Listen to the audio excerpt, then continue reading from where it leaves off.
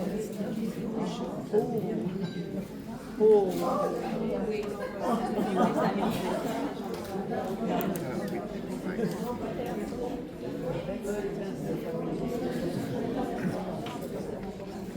viens en cours, tu viens en cours. Oui, tu viens en cours.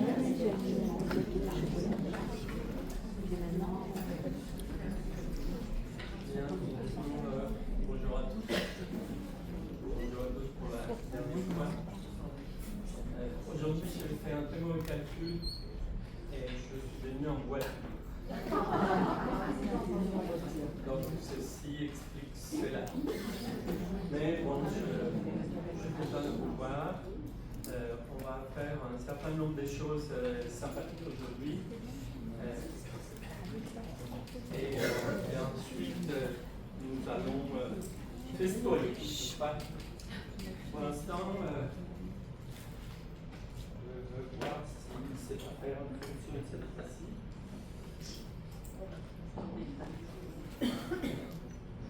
Bon, alors, je vais le faire.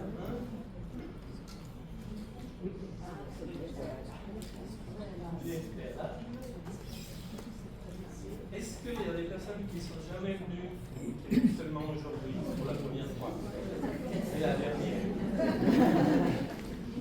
D'accord, très bien. Merci d'avoir pris le risque. Et merci, notre cher président qui nous fait l'honneur d'être là aujourd'hui. Merci beaucoup d'avoir pris le temps. C'est un honneur de savoir si parmi nous. Merci beaucoup. Est-ce qu'il y a des personnes qui étaient absentes la dernière fois?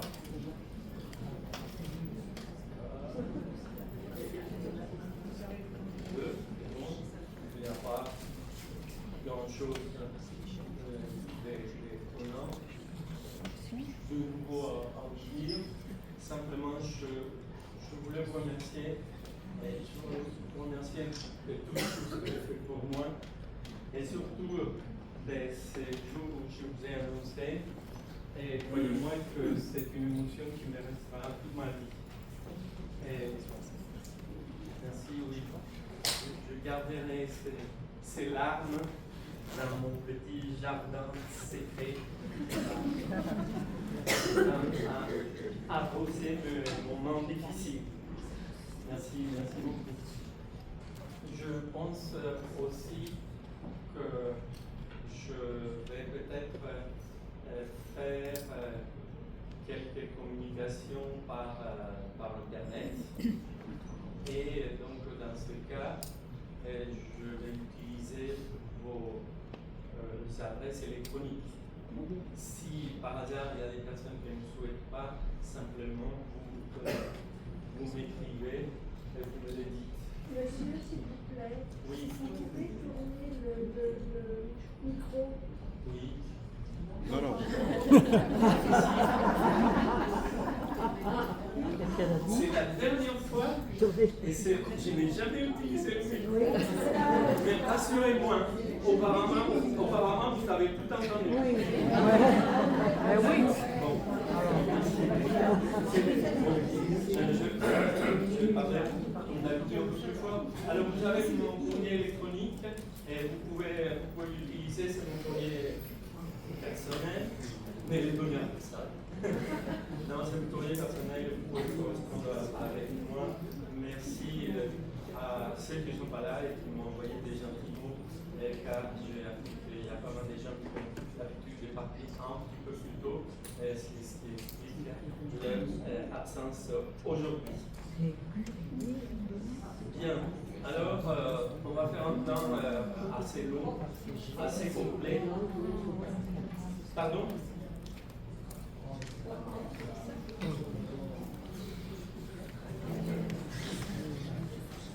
Il y avait la petite flèche. Ah non, je ne l'avais pas annoncé. Bien. Alors, oui, je ferai un tour d'horizon de la sociologie du monde actuel. Je prendrai certains aspects à certains moments, des petits aspects que j'ai déjà mentionnés en cours. ce n'est pas une synthèse que je vais faire, c'est quelque chose de complètement nouveau, mais je ferai référence à des choses dont vous avez déjà entendu parler. Alors, donc, je commencerai par la sociologie du monde actuel. Cette question dont je vous ai parlé déjà plusieurs fois, nous sommes à un véritable changement d'époque, sinon à un changement d'ère. Ensuite, la mondialisation comme un élément décisif dans le monde dans lequel nous sommes. Aussi, je vais traiter rapidement quelque chose sur les violences d'aujourd'hui, et peut-être quelque chose de l'individu.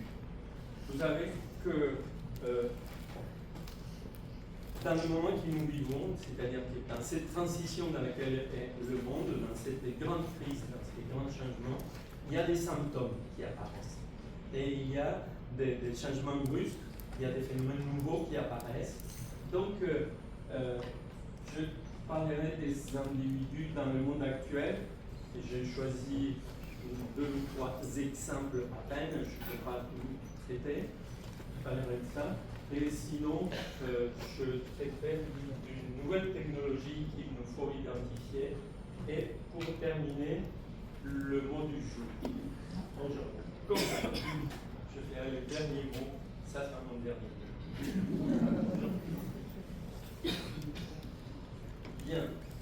Alors, dans ces tours d'horizon de la situation du monde actuel, je voulais vous dire comment on vit cette situation absolument exceptionnelle, cette situation historique que n'est comparable sinon à des grandes révolutions qu'a connues l'humanité.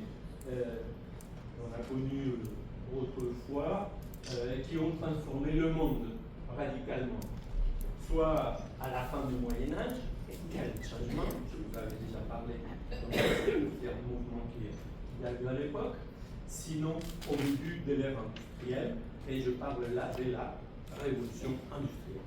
Donc nous sommes à cette hauteur des changements, ce type de changement aujourd'hui. Donc la situation d'aujourd'hui se caractérise par des mutations et des transformations majeures. Alors, tel type de phénomène, naturellement, se déroule sur une durée assez longue. La temporalité des changements sociaux est une temporalité longue. Et ça se mesure non pas en années, mais en générations. Donc, ces mutations et ces transformations se déroulent aujourd'hui dans de nombreux secteurs de la vie en société et de la nature elle-même. Car le changement est tel, celui que nous vivons, que nous sommes en train de vivre sur une autre planète, que nous avons changé. La vie humaine, pour la première fois, l'homme a changé la planète, a changé le climat. Et c'est la première fois de l'histoire de l'humanité. Donc nous sommes à cette chose-là, qu'on dirait Durkheim. Et donc, oui, nombreux secteurs de la société et même la planète est un changement, ce qui nous donne aujourd'hui un climat du mois d'août, n'est-ce pas? Et ainsi, nous sommes aujourd'hui à la fin aussi de plusieurs cycles. Le cycle culturel, le cycle sociaux, économique, politique, et aussi nous assistons à une autre ère, un autre moment qui apparaît. Et ça apparaît sous la forme des symptômes, des phénomènes que l'on ne connaissait pas auparavant. Et alors n'oubliez pas ce que je vous avais dit lorsque j'avais parlé du wokisme, je crois que c'était la dernière fois, et comment ces types de mouvements sont des mouvements absolument inédits, et donc ils signifient quelque chose. Alors, je vous conseille de vous intéresser, de continuer à vous intéresser à ce type de phénomènes nouveaux, parce qu'ils sont des indicateurs. et ils nous disent la nature de changement que nous sommes en train de vivre et les prendre comme ça. C'est déjà un début, disons, d'explication ou un début de compréhension. N'oubliez pas que je n'essaye pas de vous donner la vérité, je vous donne des éléments et avec ces éléments, j'espère que vous parviendrez à vous, au moins à vous poser les bonnes questions. Ça suffirait. Voilà. Donc, oui, nous allons regarder aujourd'hui un ou deux de ces phénomènes. La dernière fois, c'était nourri, puisque nous avons parlé de ce mouvement woke. Alors, ce cycle différent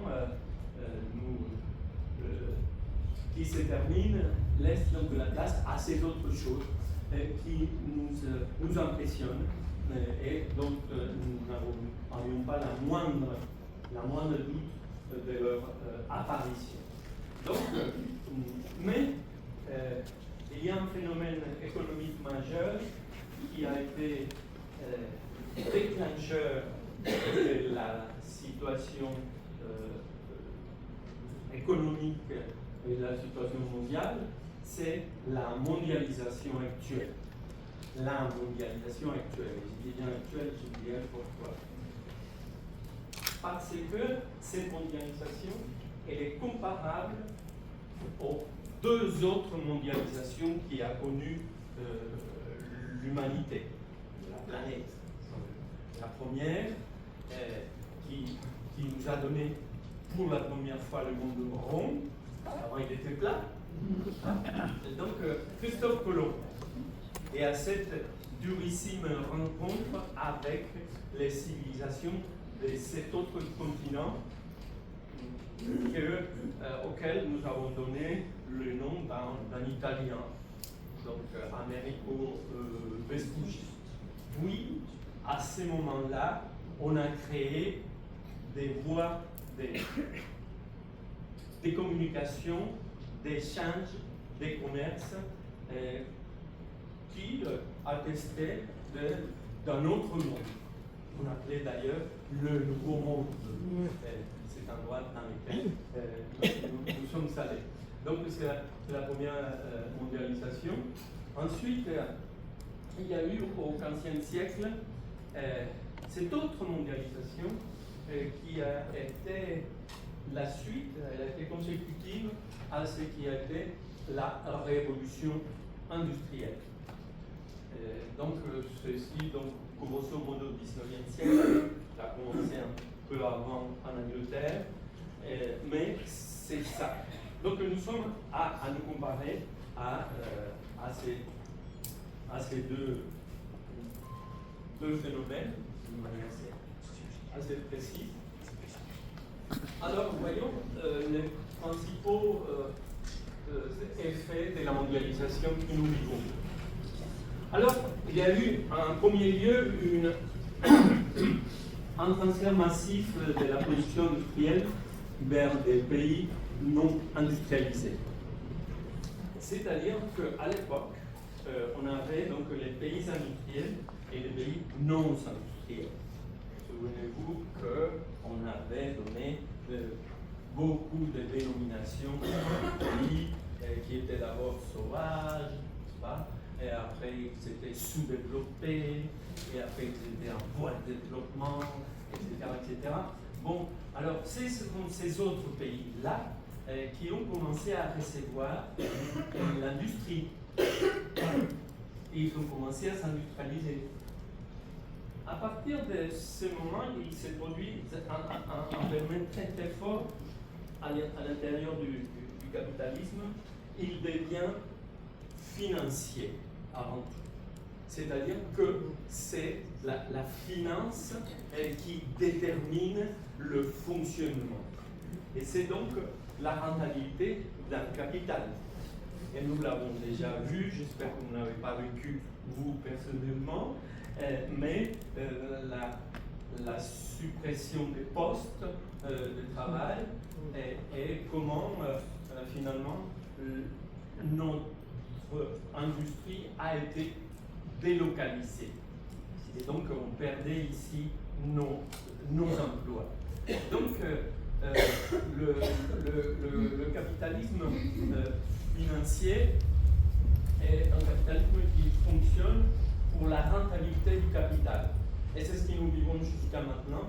Il y a des entreprises qui gagnent bien et qui fonctionnent très très bien, mais qui décident de fermer et de fermer des filiales parce que c'est beaucoup plus rentable de faire ainsi. Non pas la considération de l'objet, ni de l'objet social d'une entreprise, ni de l'objet matériel de l'entreprise, mais des considérations purement financières. Et c'est ce qui est défini donc le capitalisme financier. Donc, par la suite, il s'installe les transformations numériques, c'est-à-dire l'arrivée de l'ordinateur, de l'informatique, qui fait partie donc de ces grands mouvements-là. Et là, on est en train de peser lourd dans ce qui sont les différentes formes de cette mondialisation. Donc, il y a eu simultanément, ou comme conséquence, l'émergence de nouvelles puissances économiques, des lieux dans lesquels se sont installées des usines. À Grenoble, on a vécu ça, il y a eu des machines, j'ai connu une machine papetière, je me souviens, au moment où s'est créé le musée Vergès, d'avoir vu cette machine-là, et des personnes m'ont dit, voilà, cette machine, elle va partir en Inde. Voilà, donc je suis témoin de cette délocalisation et de ces transferts. Donc, d'autres pays sont devenus des puissances manufacturières. Donc, on viendra sur ça tout à l'heure. Il y a eu, dans cette désorganisation, aussi l'apparition de nouveaux courants nationalistes. Car cette énorme désorganisation fait perdre quand même l'identité, ce que nous sommes, ce que nous avons vécu, et perdre quand même, vous voyez, les ouvriers qui perdent l'usine et les papeteries fonctionnaient bien ici, elles fonctionnaient bien et c'était rentable. Et ils avaient des machines performantes, la preuve c'est qu'on les a installées ailleurs. Donc, vous voyez la lourdeur et comment nous sommes touchés en profondeur sur ce qui est cette transformation. Donc, des courants nationalistes d'un nouveau genre apparaissent, donc il y a eu des néo-nationalismes, et ils se développent sur des courants qui existaient déjà en Europe, n'est-ce pas, ces courants nationalistes traditionnels, entre autres. D'accord. Il y a eu donc un bouleversement profond de l'architecture industrielle, salariale, pardon, de l'architecture sociale, excusez-moi. Et ça veut dire la dislocation graduelle du tissu ouvrier traditionnel. Ça, c'est un changement de fond difficile, humainement insupportable, le fait d'assister à la disparition de ce qu'on appelait la classe ouvrière. Avec tout ce que cela signifie. Et vous le savez très bien, comment un ouvrier était fier de son industrie. Il faisait venir le fils. Et l'industrie, c'était le lieu de toute la vie, l'identité. Et être ouvrier était une fierté. Et travailler pour une grande firme nationale. Tout ça disparaît. Alors, vous pouvez déjà imaginer dans le cerveau des personnes qui ont fait l'objet de cette perte, ce que cela signifie. Mais ce n'est pas uniquement celui qui perd son emploi. Vous avez connu, nous avons passé les fameuses année du chômage. Souvenez-vous, les fameux chômages qui commençaient à monter, et voilà comment on peut le comprendre. Et donc, les nouveaux travailleurs, et ils ne sont plus à l'usine, ils sont ailleurs. Et ils sont ailleurs d'une manière dispersée. Et il n'y a plus le groupe. Et vous savez aussi comment les syndicats ont perdu de leur superbe, les grands syndicats, etc. Tout ça. Il y a eu même un président de la République qui s'est moqué un peu et qui disait les syndicats, c'est quoi ce machin-là, ça existait à une autre époque. Oui, les syndicats ont disparu, se sont amoindris de ces militants, disons-le, mais les nouveaux travailleurs se trouvent isolés. Il n'y a pas l'équipe, il n'y a pas le groupe. Et ensuite, il s'agit des emplois mobiles. Donc, c'est ce que signifie pour la structure des classes, d'abord, et ensuite pour la psychologie de l'individu. Et pour l'identité, être ouvrier, c'est net, c'est clair. Voilà.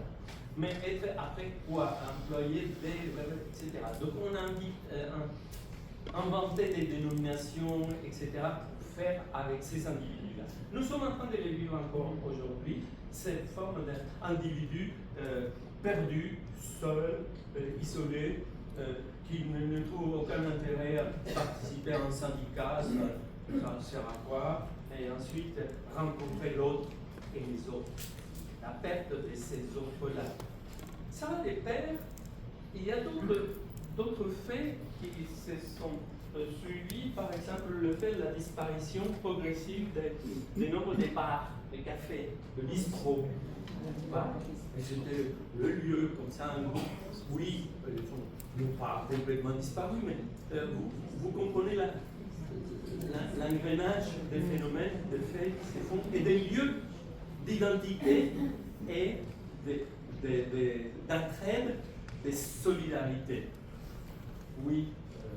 Ensuite, il y a eu ce déclassement et cet affaiblissement des classes moyennes. Je vous ai déjà dit, et là, ça se caractérise par cette rupture terrible, terrible, qui est celle de la mobilité sociale. De la mobilité sociale ascendante. Donc, les classes moyennes qui étaient toujours là sur ces principes-là, les enfants faisaient mieux que les parents. Et alors, on avançait dans la mobilité sociale. Ça s'est stoppé. Il y a eu une crise mondiale des classes moyennes. Mettez ça en relation avec ce qui est le comportement politique de ces classes moyennes. Regardez, et c'est beaucoup plus facile de regarder l'autre, et souvent je fais l'utilisation des phénomènes aux États-Unis. Il est bien connu, et on dit toujours que ce qui se passe aux États-Unis 10 ans après ici, espérons que tout ça va se rompre par ça. Ça c'est insupportable, mais les questions de fond. C'est-à-dire que l'affaiblissement des classes moyennes, elle crée un désespoir que se manifeste. Les classes moyennes, elles participent de la vie sociale, de la vie publique, autrement que les ouvriers. C'est pas que les ouvriers ne participent pas, c'est extrêmement actif avec leurs syndicats, les organisations politiques, etc. Tout ça qui est devenu de la force. Pour les classes moyennes, sont plus mobiles et la preuve, c'est parce qu'il y a la mobilité sociale aussi. Donc cet affaiblissement, il affaiblit aussi les nations et il affaiblit les démocraties aussi en même temps. Voilà, hein, vous êtes en train de faire des enchaînements pour que l'on comprenne le sens de nos crises. Et ensuite, pour couronner le tout, nous avons quelque chose, excusez-moi, du mot que j'utilisais, la planète en souffrance, pour ne pas dire plus. Ce n'est pas traiter ça d'une manière approfondie, c'est vrai que ce n'est pas mon domaine, mais on a passé un certain temps à se demander ce que signifiaient ces changements dans la planète. Et finalement, ils se sont mis d'accord, à la fois les scientifiques, les spécialistes et les militants, et on a appelé ça l'époque que nous sommes en train de vivre. Comment ils l'ont appelé? Voilà, très bien, l'Anthropocène. Là, vous entendez bien, hein? D'accord, très bien, merci. Merci. Non, je ne suis pas bien familier tout à l'heure. Oui, donc, nous sommes donc à Plus ou moins contesté, mais oui. Mais finalement, il y a eu du temps, il s'est passé du temps avant qu'on accepte qu'il y avait autre chose et que nous étions vraiment sur une mutation importante. Alors, il y a eu des changements multiples aussi avec la mondialisation. Vous le savez, vous le connaissez, nous l'avons vécu. La mondialisation a réduit les coûts de production et augmenté le choix des produits, le nombre et le choix des produits.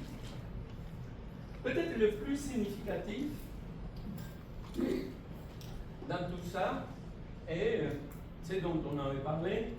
Souvenez-vous que j'avais fait plusieurs chapitres sur la consommation, le shopping, etc. Ça va commencer à Noël. Et oui, nous, peut-être le produit le plus emblématique qui nous fait mieux comprendre, c'est le textile. Subitement, le textile est accessible à tout le monde. Alors on achète, on achète, on achète. Et on voit les statistiques aujourd'hui. Je vous avais parlé de ces fameuses statistiques, de ces vestes ou ces vêtements qu'on met une ou deux fois. Oui. Mais 3 fois, ça serait déjà pas mal.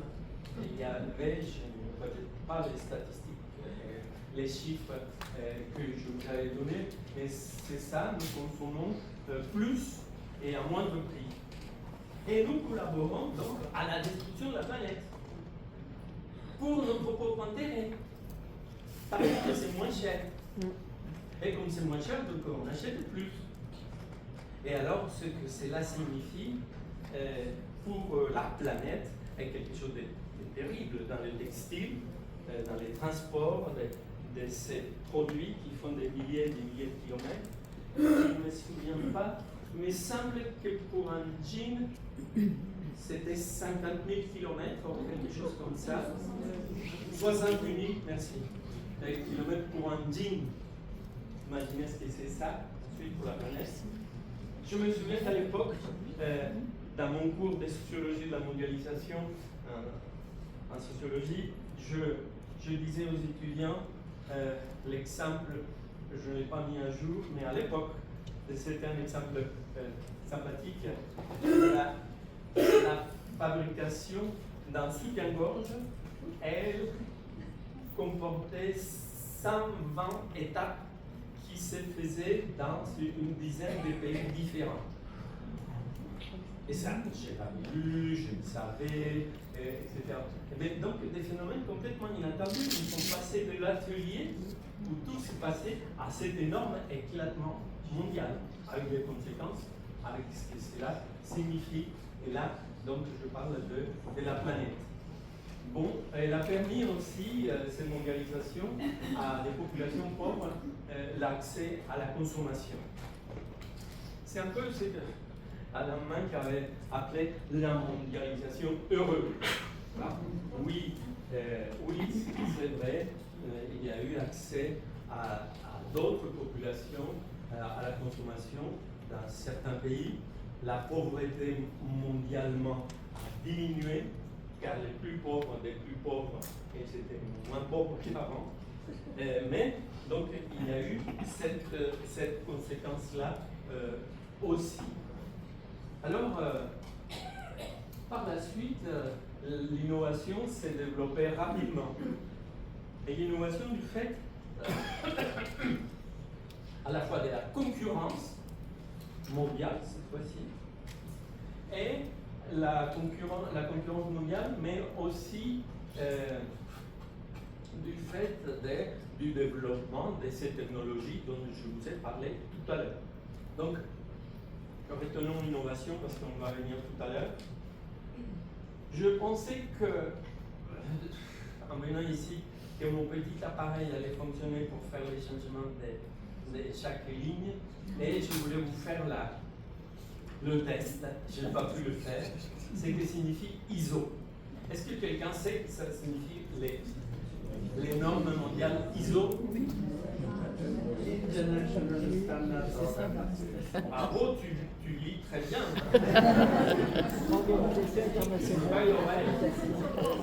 Alors, et pourquoi? Alors, tu es très fort, Martin. Alors, pourquoi ISO et non pas OIS? Bah, c'est en anglais. En anglais, International. Non.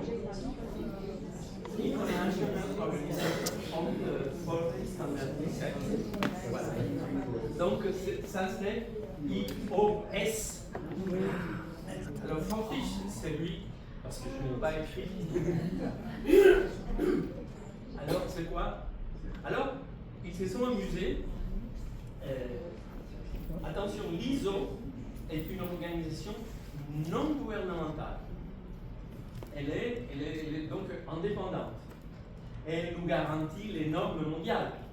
Pour savoir, bon, on échange avec les autres, il faut que ça corresponde à des normes. Et alors, il faut que ça soit égal, équivalent partout. Et ISO, en grec, veut dire égal. Voilà. Donc aujourd'hui, vous n'avez pas perdu votre voyage, vous avez appris quelque chose.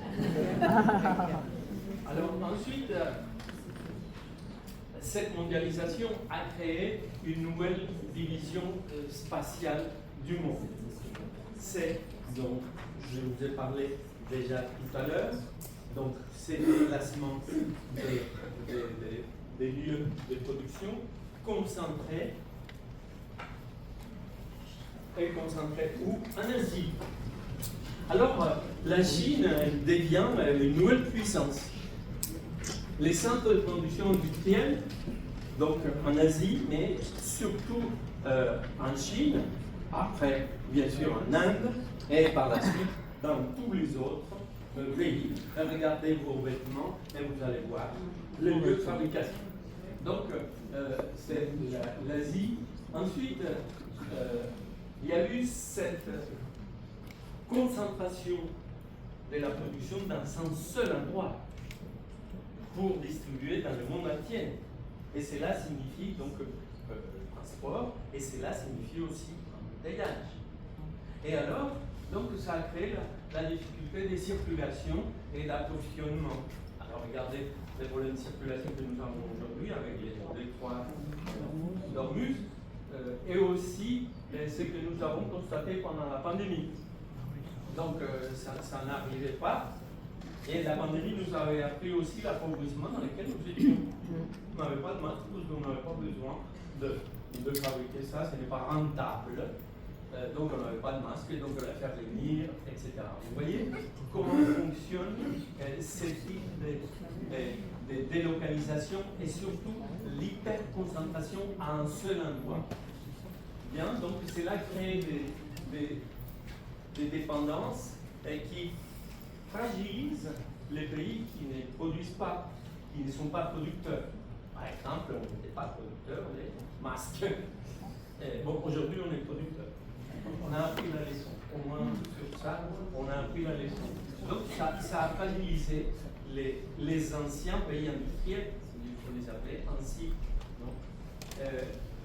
Donc les avantages de la Chine sont énormes en termes économiques, technologiques, scientifiques, géopolitiques. La Chine, souvenez-vous, lorsqu'on a commencé à acheter des petites babioles chinoises, pas le petit machin chinois, et se moquer donc de la qualité de ces machins-là, etc. Et puis après. Et aujourd'hui, finalement, En technologie, ils sont excellents.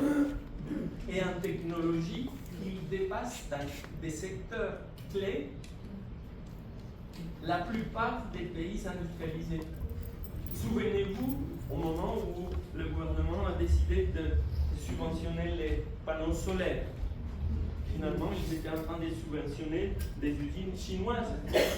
On n'avait pas la capacité, ni la possibilité, ni la technologie suffisante pour le faire ici. Et aujourd'hui, ne parlons pas de l'automobile, de l'avantage énorme qu'ils sont pris dans beaucoup de secteurs, donc il faut se protéger. Bon, vous pouvez dire technologie, mais souvenez-vous ce que je vous avais dit quand je parlais de ça, à un moment donné, comment la Chine, je vous ai donné un indicateur en chiffres, en 2022, la Chine produisait, ça me paraît invraisemblable, mais j'ai regardé plusieurs fois et j'ai vérifié. En 2022, elle avait 8% des publications scientifiques mondiales. Fin 2025, 48% des publications scientifiques dans les grandes revues états-uniennes, les revues qui sont celles là où il faut publier. Donc, ils ne sont pas simplement des voleurs de technologie comme ils ont été les Japonais. Souvenez-vous, des Japonais qui venaient ici, qui prenaient des photos, qui piquaient des choses, etc., qui imitaient. Et les Chinois n'ont pas besoin de ça et ils n'ont plus besoin de ça. Bien sûr qu'ils font toujours de l'espionnage industriel, c'est net, c'est clair.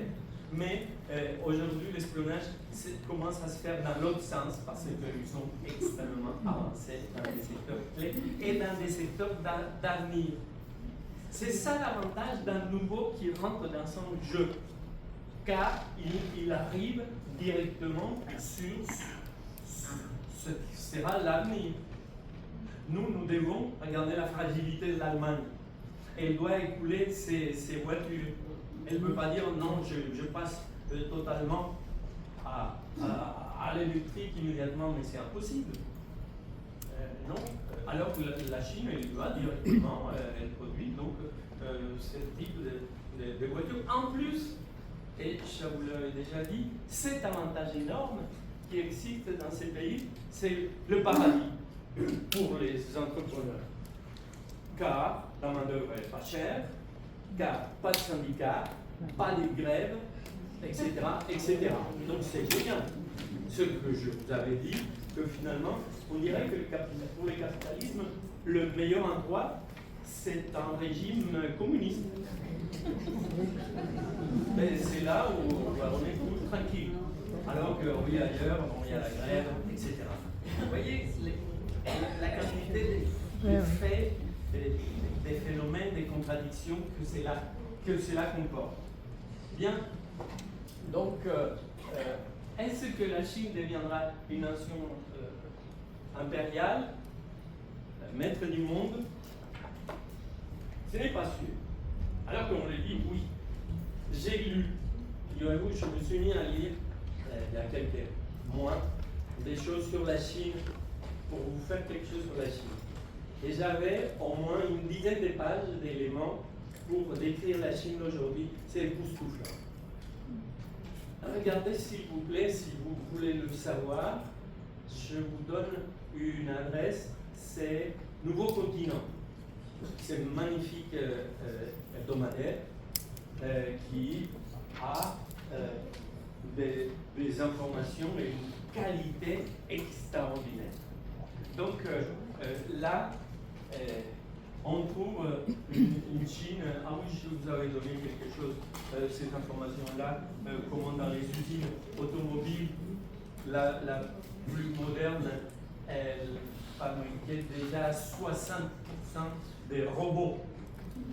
Et j'avais lu un entretien à ce directeur qui disait et nous sommes en train de travailler sur les 40 restants. Et notre objectif, c'est ça. Donc, 100 travailleurs, encore mieux, 100 travailleurs. Et ils ont la capacité de faire. Et ensuite, le train à 700 km/h, et bientôt ça sera à 1000, et ils pensent le faire à 5000.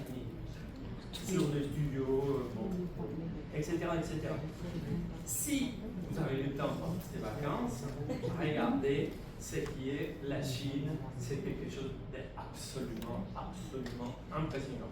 Et on ne le sait pas suffisamment. Et c'est vrai qu'on a personne n'a intérêt pour dire que c'est génial, absolument génial là. Et ils ont énormément de puissance. Mais alors, est-ce qu'elle deviendra une nation impériale maître du monde?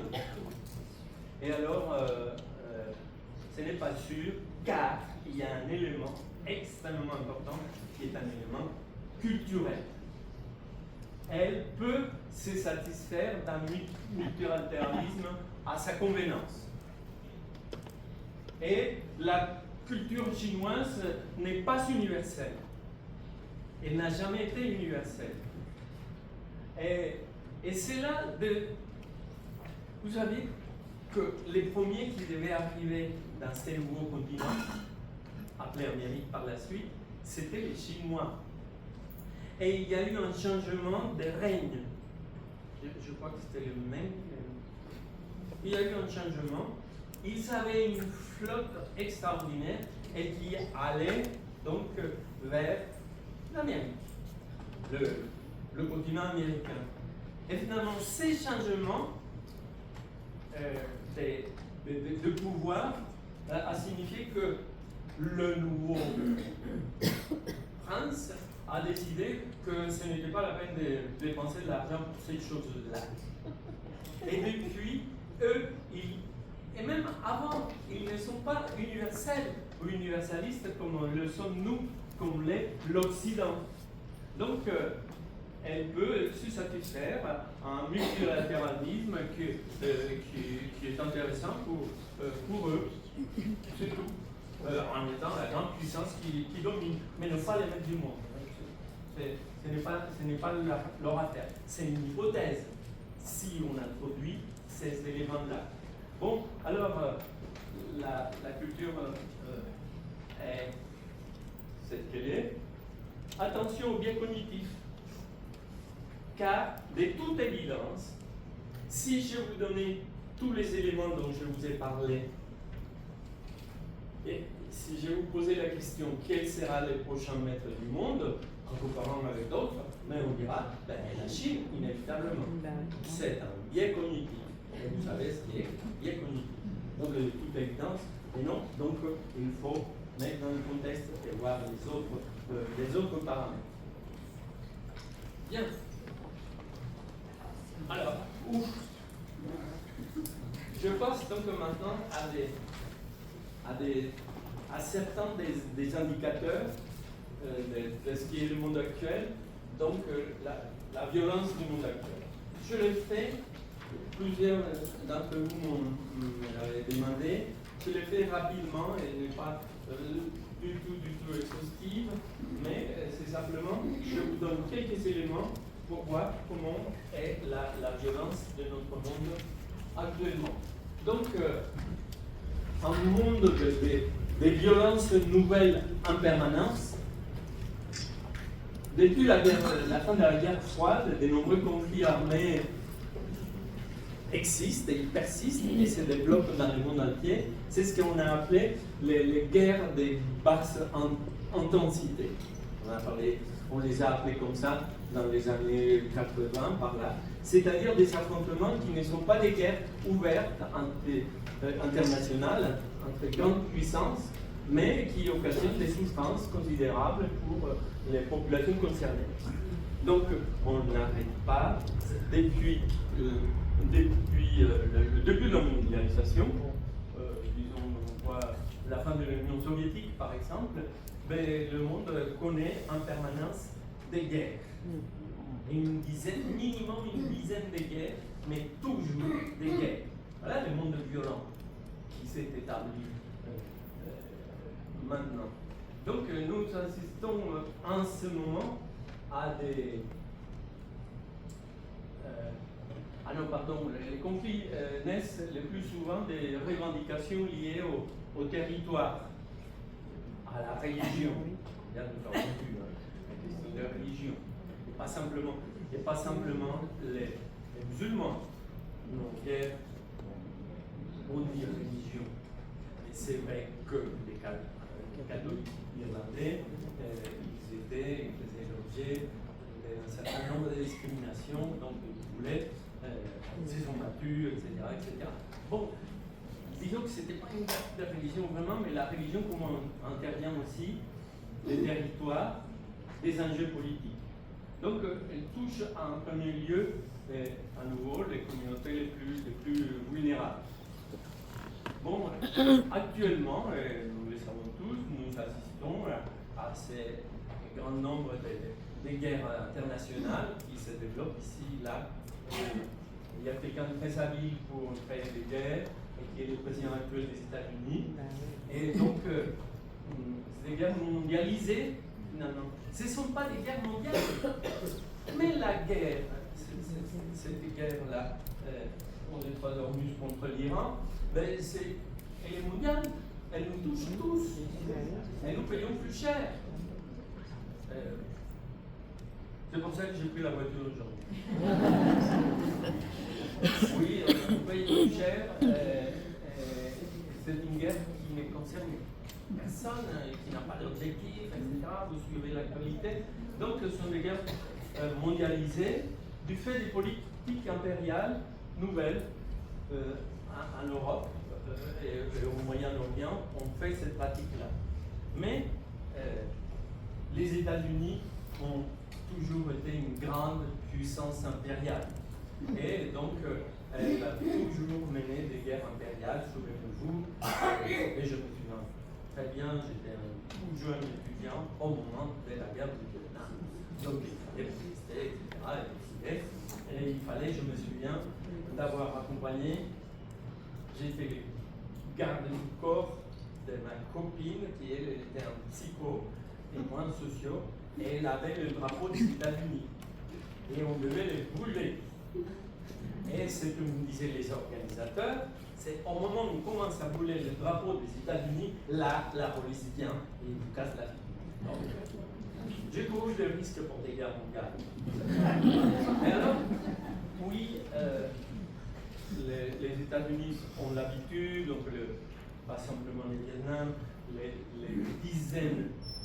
dizaines d'interventions militaires aux États-Unis et les centaines d'interventions indirectes dans tous les pays de l'Amérique latine. Bien, ces guerres-là, elles sont liées surtout à des intérêts économiques, mais aussi géostratégiques. À mes étudiants, certains doivent être là, mais ces cours que j'avais arrêtés aussi en Amérique latine, et je leur avais dit à l'époque, je leur avais posé aussi une question en leur demandant quelle est l'île la plus grande d'Amérique. Le Groenland. C'est une île américaine. Géographiquement, c'est une île américaine. Voilà. Donc les États-Unis ont toujours voulu cette île-là. Et aujourd'hui, bon, il y a les terres rares, il y a tout ça, etc. Donc il suffit simplement d'apprendre au moment le plus adapté. Donc on a encore les guerres, je ne parlais pas dans ces violences-là, comment depuis la Deuxième Guerre mondiale, la guerre revient en Europe. Et combien nous avons été frappés et nous avons reçu ici des réfugiés ukrainiens. Et donc nous sommes en guerre en Europe. On ne se rend pas compte. Ça c'est banalise tellement que bon, la guerre. Donc, il y a des milliers de morts et encore de morts. Et c'est la banalisation. Donc nous sommes dans cette planète extrêmement violente dans des lieux qui étaient devenus pacifiques. Donc du fait aussi de ces puissances impériales et certaines puissances impériales déchues. Vous, je vous ai parlé comment il y avait une continuité entre Pierre le Grand, Catherine de Russie, Staline, Poutine. Bon, c'est la même idée de ces grands empires-là qui font la guerre. Et quelquefois, les régimes politiques, ça a toujours été cette culture-là. Bien. Les violences au quotidien. Donc, je passe d'un extrême à l'autre. sur le plan local, en France, on assiste à des violences urbaines liées surtout à des économies illégales. Elles se sont installées dans les villes principalement, mais aussi dans les petites villes et dans les campagnes aussi. Donc, on a cette violence nouvelle et à Grenoble, nous en sommes victimes aussi. Nous sommes victimes de ce type donc des violences nouvelles qui s'installent. C'est vrai que c'est une question très complexe. À une époque, j'avais donné une conférence il y a très longtemps sur la question de la drogue relative à la Colombie et à l'époque. Et j'ai pas mal de connaissances là.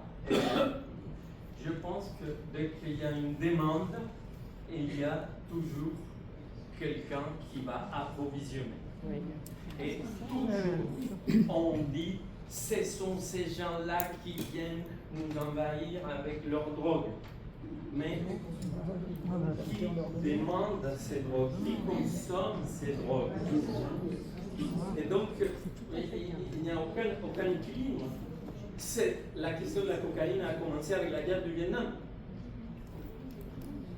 Et la Colombie n'est pas un pays de coca. Si, on avait un peu, mais le véritable pays de coca, c'est la Bolivie, c'est le Pérou. Mais la Colombie, elle vendait pour les soldats de la guerre du Vietnam de la marijuana. La meilleure du monde, bien sûr, c'est celle-là. Et subitement, à la fin de la guerre du Vietnam, ben, ils ont commandé, ce qui est devenu la mode, la cocaïne. Et c'est là où se sont créées des grosses entreprises en Colombie qui ont importé la feuille de coca. Maintenant, il faut une grande culture, bien sûr, qui importait et qui suppléait à ces nouveaux marchés extrêmement rentables. Et depuis, bon, elle s'est installée, elle a détruit, bon, elle fait. Vous voyez, c'est que cette autre violence et à la fois cette autre mondialisation. Vous savez, à l'époque où je me suis intéressé à ça, j'ai vu que la dépense pour l'achat de cocaïne était l'équivalent de l'achat annuel non pas de pétrole, mais de carburant pour les voitures. C'était cet équivalent-là. Donc, c'était des milliards et des milliards et des milliards. Donc, il y a énormément d'argent. Et lorsqu'il y a beaucoup d'argent, il y a consécutivement beaucoup de violence. Ces entreprises-là, ils ne peuvent pas se faire protéger comme ça par l'État. Donc, ils ont leur armée. Et en plus, ils sont en concurrence, donc ils s'entretuent, etc. Et ensuite, cela crée aussi de la corruption en même temps. Donc, voilà comment elle détruit et comment elle crée violence. Mais bon, alors, en ce qui nous concerne ici, donc ce sont populations des jeunes, souvent issus de l'immigration, et qui nous accordent cette violence. On s'aperçoit que chez ces jeunes, la violence, elle est beaucoup plus forte que celle qui a été les autres bandes. Avant, c'était les Marseillais, par exemple. Mais il y avait l'honneur du bandit, quoi. Ici, non, c'est des jeunes qui tuent très facilement, ils s'en foutent, et ils sont 14 ans, 16 ans, 18 ans, des chefs. Je me souviens à une époque, il y avait un garçon à la Villeneuve, il avait 8 ans et il avait créé sa bande. Et c'était un homme d'affaires extraordinaire et un type exécrable, et prêt à tuer, etc. Je ne sais pas, il a dû mourir il y a longtemps, mais ces garçons-là, donner cet exemple-là, issu aussi de milieux très populaires et des immigrations. Bon, je ne parlerai pas des détails, mais cette forme de violence fait que lorsque je vais ailleurs, on me dit, et surtout à ma campagne, ils me disent, mais comment tu peux vivre à Grenoble? Ça veut dire partout là-bas. Ça fait cette réputation, et c'est vrai, cette autre violence urbaine. Oui, parlez fort s'il vous plaît. Est-ce qu'on a des statistiques des consommateurs? Des consommateurs, des statistiques de vente, oui. Des ventes, oui. Des ventes, oui. Oui, ça existe. Parce que c'est intéressant de Ça existe. comparer les milieux sociaux des vendeurs et les milieux sociaux des consommateurs.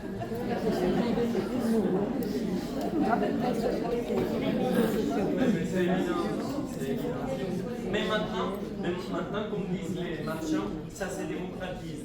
C'est-à-dire que les prix baissent un peu. Mais avant, c'était les gros revenus et les gros consommateurs. Et aujourd'hui, encore.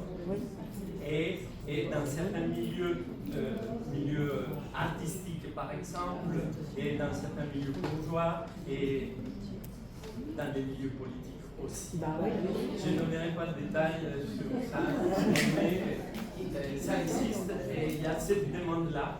Et comme par hasard, la loi ne pénalise pas, elle pénalise ces gens-là qui sont terribles, ceux qui viennent nous détruire. Et alors n'achetez pas. Et ça n'existe pas, ça n'existerait pas. Voilà la contradiction dans laquelle nous sommes et qui nous crée énormément de violence. Mais passons à des choses plus douces, à des formes de violence proches de la violence symbolique des Bourdieu. Ce sont des violences que la violence symbolique est proche de ce que je vais exposer ici. Parce que la violence symbolique chez Bourdieu, c'est une violence institutionnelle envers ceux qui sont dominés, par exemple les femmes, par exemple en entreprise, etc. Et on leur fait de la violence symbolique. Voilà, ils développent tout ça. Mais c'est une violence haute, qui n'est pas physique. Et donc je parle des cas des provocations ou de l'expression d'un mal-être chez les jeunes surtout, ou un mal-être ou des formes d'exclusion sociale. Violences qui sont plus proches de l'incivilité, et qui c'est de la violence, où ça peut créer de la violence. Je vais vous donner des exemples, à Grenoble d'ailleurs. Alors ce type de violence et d'incivilité peuvent donner lieu à des violences physiques. Je me pose la question comment les éviter. J'ai jamais été là pour vous donner la solution de comment faire. Mais simplement je vais vous donner une anecdote, quelque chose que j'ai vécu. Je vais vous donner peut-être la plus forte. Moi j'adore le tramway, ce n'est pas vraiment l'occasion de le prendre parce que je n'ai pas besoin vraiment. Mais quand je le prenais pour aller sur le campus, ou quand je le prenais pour aller un petit peu plus loin, je découvre des populations que je ne côtoie jamais. Et donc je vois et je vois beaucoup de choses. Et un jour, figurez-vous, j'ai pris le tramway et j'ai donné un cours de sociologie là où j'ai enseigné pendant des années de la gare à l'IUT. J'ai commencé, j'ai fait beaucoup d'années d'enseignement là-bas. Et je prends le tramway et à l'arrêt suivant monte un garçon qui sortait, je l'ai appris après, de la ANPE, comme ça s'appelait à l'époque. Et ce garçon-là s'est installé en face de moi, donc les deux et deux, on se regarde, et en diagonale, il s'est installé dans la fenêtre, j'étais vers le couloir, et ce garçon sort son paquet de Marlboro et il allume. Et il regarde tout le monde, et moi en face. Je vais vous avouer que j'ai eu une première réaction comme ça, un peu animale, qui consistait à dire je m'en vais. Je dis non, je suis un citoyen. Non, je ne veux pas partir. Donc, j'ai regardé le garçon, j'ai vu son profil et j'ai vu la distance entre lui et moi. Et je lui ai dit, je ne voulais pas lui donner la leçon ou faire quoi que ce soit. Simplement, je lui ai dit, mais j'avais entamé un dialogue avec ce garçon.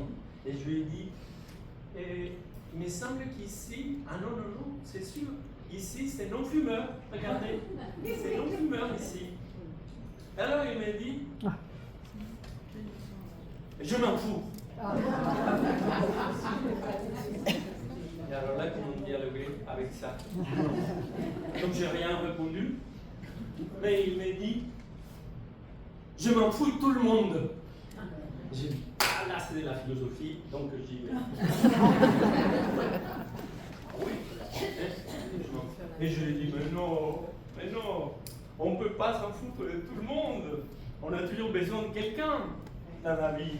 Je m'en fous de tout le monde. Non, ce n'est pas vrai. Ce n'est pas vrai, ça n'existe pas. Bon, il ne m'a rien répondu. Et après, je l'ai vu, très rapidement, il a éteint sa cigarette. Je me souviendrai très bien. Comment il a fait? Il a remis dans son Marlboro truc. Et voilà. Et il m'a regardé.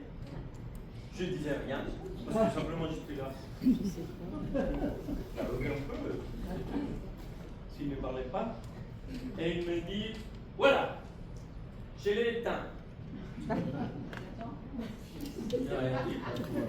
Et je l'ai éteint parce que vous êtes bien, monsieur. Vous êtes très bien, monsieur. Je dis, mais non, c'est vous qui êtes bien.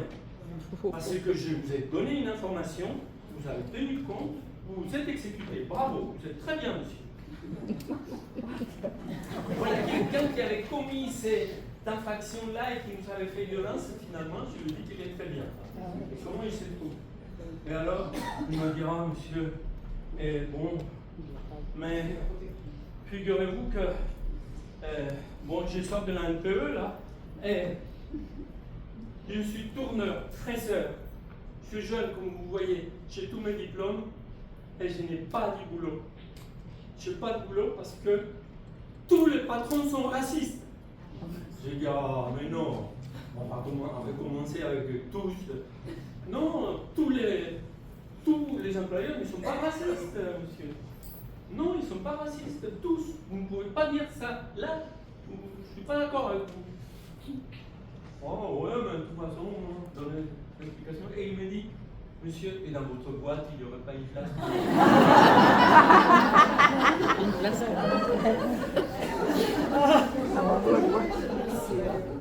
J'ai failli être employeur, quoi. Non, je lui dis, non, fraiseur, tourneur, non. Mais peut-être quelque chose, mais il faut passer des examens, des machins, c'est trop compliqué. Mais vous allez trouver, monsieur. Je suis sûr que vous allez trouver. Et il est descendu tout de suite à Victor Hugo. Ça se passait très vite. C'est 2 arrêts à peine. Et voilà. Et cet exemple-là, je l'ai donné plusieurs fois à mes étudiants parce que c'est un cas d'école. Imaginez, vous, quelqu'un qui répond violemment à la violence. Alors là, on peut aller jusqu'à un mort. On peut aller très loin. Qu'est-ce que vous croyez là? Et en plus, si on met des adjectifs pour les qualifier, bien, etc. Non. Ça crée vraiment de la violence. Et alors, donc, oui, je n'ai pas préparé une sketch. Je n'ai pas préparé une telle agression. Mais simplement, j'utilisais les moyens que j'avais pour pouvoir dialoguer avec un voyageur qui finalement est mon copain. Je crois qu'il m'a dit en partant, bon, à la prochaine. Bien, je ne sais pas comment éviter d'autres violences, je ne raconte pas plus des trucs en plus, parce qu'il y en a d'autres sympathiques et nous n'avons pas le but. Alors, pour les individus, j'ai choisi, pour les individus dans le monde actuel, j'ai choisi de populations. L'une dont nous avons déjà parlé, mais je ne dirais pas les mêmes choses, et qui sont les jeunes et les enfants en souffrance. C'est un phénomène révélateur. Et c'est un phénomène qui est un symptôme de ce que nous sommes en train de vivre. Car dans les situations complexes et critiques d'aujourd'hui, nous assistons à des innombrables faits de la dimension de de nos interrogations. C'est-à-dire de fait, on s'interroge, on ne sait pas où nous sommes, où nous allons, donc nous sommes dans l'angoisse et nous sommes dans le questionnement. Et donc il s'est produit dans une population peut-être la plus vraie. On dit que la vérité sort de la bouche des enfants. Et là, je parle des enfants quand même. Enfants, c'est moins de 15 ans quand même. Et alors, oui, c'est dans la jeunesse qui se manifestent les formes les plus extrêmes du mal-être et de l'inconfort de la vie. Et donc, oui, la santé mentale, on en avait parlé, les hospitalisations pour tentative de suicide, ça on ne l'avait pas dit la dernière fois, ou l'automutilation, elles sont progressées de façon brutale et inédite chez les adolescentes, chez les filles, et les jeunes femmes en une quinzaine d'années, c'est-à-dire à partir de 2010. Là, c'est pour fin 2025. Alors, sur cette période, ces 15 années, la hausse a été de 246% d'hospitalisation en psychiatrie chez les filles de 10 à 14 ans. On peut dire une société malade. Il ne faut pas mine d'être malade. Il y a quelque chose qui se passe. Ils sont victimes de tout ça, de tout ce que nous vivons. Parce que si on met ensemble, je viens de parler de l'usine, des parents, etc., du chômage, et la famille, n'est-ce pas, et les divorces, et l'école, et les exigences, et le pouvoir d'achat, etc., c'est énorme quand même, énorme. Et il se produisent des faits, des phénomènes. Donc, c'est tuer ou se mutiler. Alors, un autre phénomène inquiétant est celui de la fugue des enfants aussi. Vous savez qu'à peu près 110, 112 disparitions sont signalées chaque jour. Ça fait à peu près 41 000 pour 2025. Ça, ce sont des chiffres que j'ai vus là récemment, cette semaine même. La source, c'est Santé publique France. Vous pouvez voir davantage si vous rentrez dans les sites et vous voyez des choses dans les détails absolument impressionnants.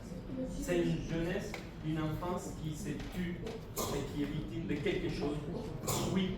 112 disparitions en France. En France. En France. En France. En France. En France. Non, mais c'est énorme. On ne peut pas penser qu'à chaque jour, et à chaque jour, il y a le total, donc 40 800 et quelques. Oui. Parlez fort, s'il vous plaît, madame. L'augmentation d'hospitalisation de tentatives de suicide, comme c'est les adolescentes et les jeunes femmes, on peut expliquer pourquoi c'est surtout les femmes, les jeunes femmes, et pas les garçons? Oui. Alors, il y a beaucoup de choses avec les filles. Chez les filles, il y a la sensibilité, d'accord? Et ensuite, il y a les autres exigences, madame. Les autres exigences sont horribles. De correspondre à un modèle physique. Oui, c'est ça aussi. Et il y a énormément d'exigences là. Surtout dans leur milieu scolaire. Et vous connaissez des dizaines et des dizaines de cas, donc des jeunes filles qui se sont violentées par des messages et qui terminent à se suicider ou à l'hôpital psychiatrique. Donc c'est plus pour les filles car en plus les filles elles sont aussi des objets sexuels pour ces jeunes garçons aussi. Donc elles sont tout contre elles.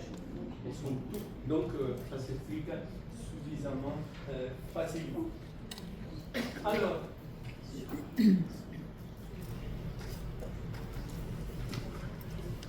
cette jeunesse-là, elle communique par l'écrit sur des réseaux. Ouais. Des réseaux que je n'ai jamais appelés sociaux parce qu'ils n'ont rien de sociaux, mais comme ils sont collectifs, et finalement c'est le nom qui s'est proposé, ça va, donc c'est bon. Et les réseaux électroniques n'offrent pas un véritable dialogue. Et ça, je lui dis des spécialistes en question du langage, et le dialogue, c'est l'oralité. C'est voir l'autre. Mais plus que voir l'autre, parce que vous pouvez me dire oui, mais ils peuvent se regarder avec leur téléphone. Non. Sentir l'autre. Autrement dit, sentir le paralangage.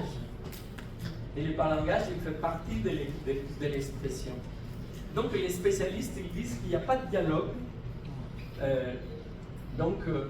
On ne fait pas ensemble, vraiment. On envoie des messages sans un interlocuteur présent. Et ça favorise l'expression d'antagonisme qui détruit. Voilà ce que je disais pour les filles. Alors, de manière anonyme, on envoie cette fille, je ne donne pas l'appellation, avec ce qui va avec. Vous imaginez ce que ça peut être pour une fille qui est en pleine mutation, qui est en pleine puberté, et qui lui mal déjà ça en soi, et qui soit agressée par des irresponsables garçons ou filles aussi, n'est-ce pas? Et donc, vous voyez, donc ça détruit et ça permet les antagonismes. Car la temporalité de mots, disent les spécialistes, permet d'écouter. Donc on écoute. Alors que si on écrit, il n'y a pas d'écoute. Et on s'en fiche, et surtout si on envoie ça, c'est tout, il n'y a pas de dialogue des mots méchants. Donc, un véritable dialogue, elle permet une entente, elle permet aussi un consensus, ou au moins un échange, un dialogue. On fait société dans les désaccords, mais on est ensemble. Ce n'est pas parce qu'on dialogue qu'on va arriver à s'entendre, mais elle permet ça, alors que l'autre ne le permet pas. Donc ces réseaux favorisent l'expression d'émotions et aussi donc, ce qu'ils appellent eux le clash.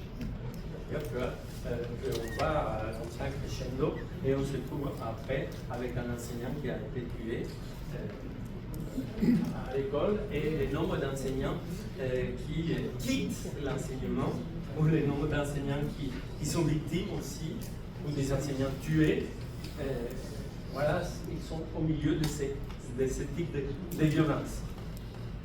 Alors, les harcèlements anonymes sont dévastateurs, surtout chez les enfants et chez les jeunes filles en particulier. Voilà.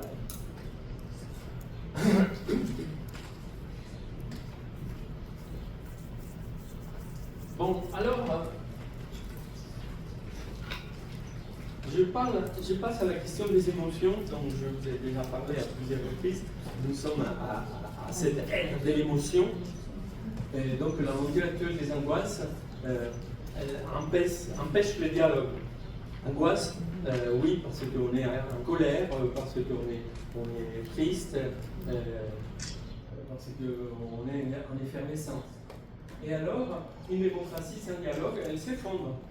Il faut pouvoir parler, et parler avec l'autre. Le dialogue représente ce qu'ils disent les spécialistes, le je et le vous.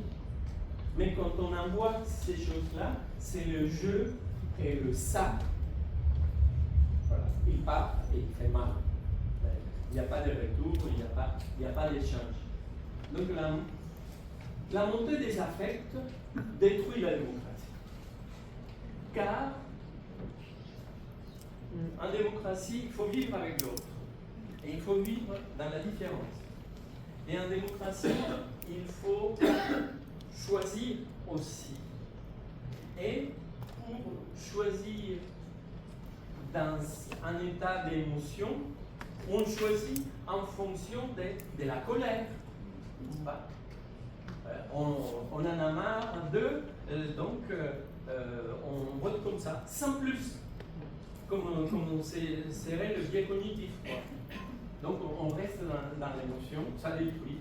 Donc la peur est le levier du politique depuis Machiavel, depuis le XVe siècle. La peur. Et on gouverne avec la peur. Et les grands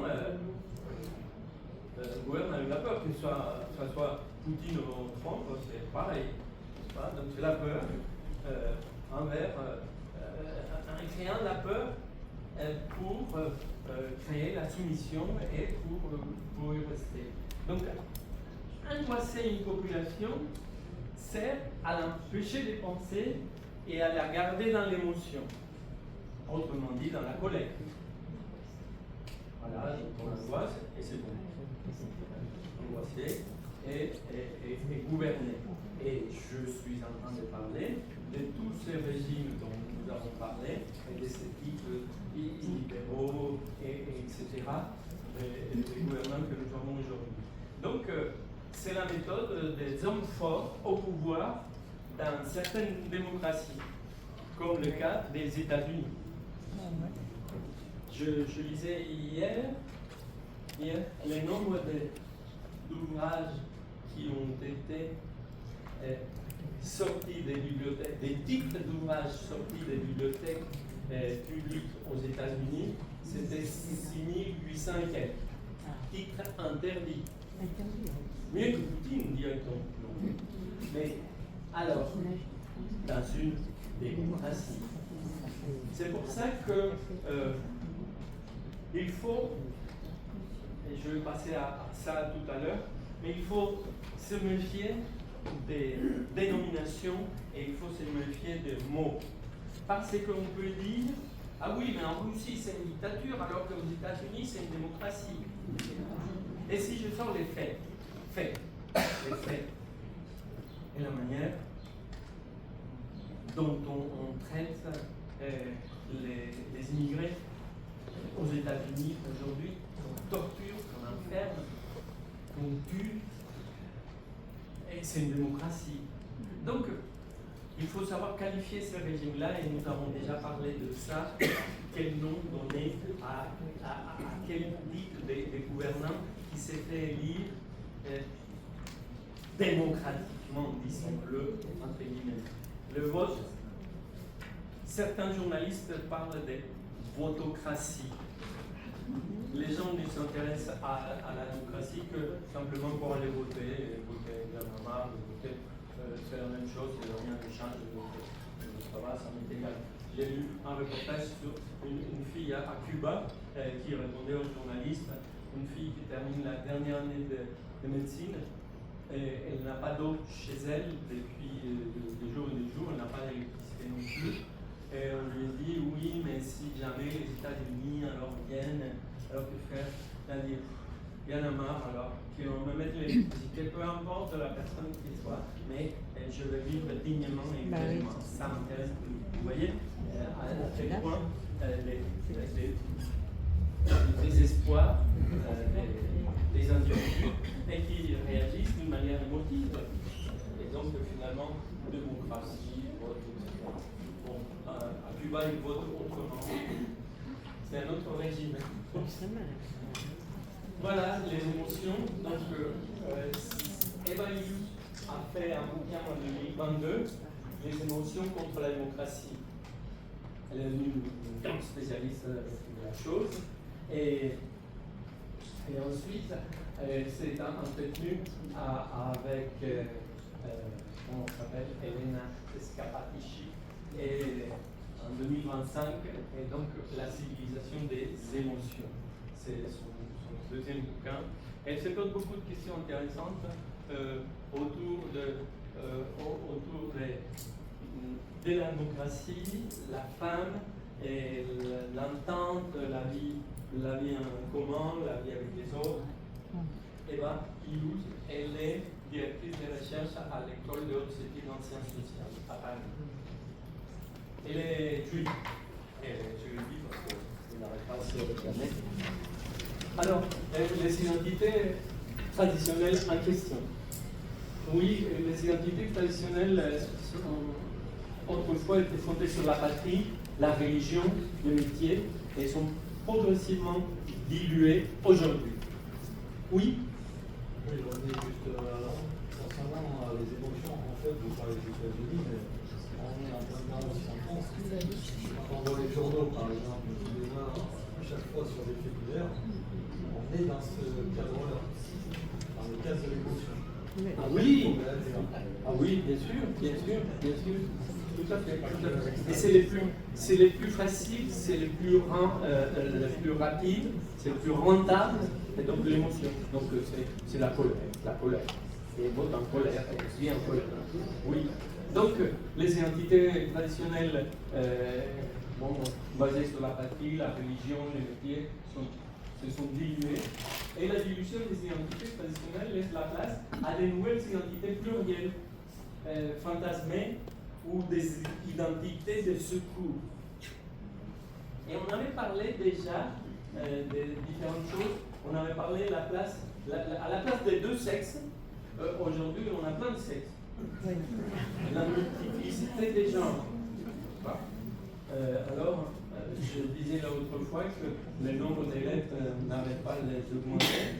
Et donc, c'est ce que l'on appelle en sociologie l'hyper-individualisme, c'est-à-dire l'individu qui va jusqu'à dire si c'est moi qui le dis, c'est vrai, et j'ai la liberté de le dire. Ce sont donc les libertariens.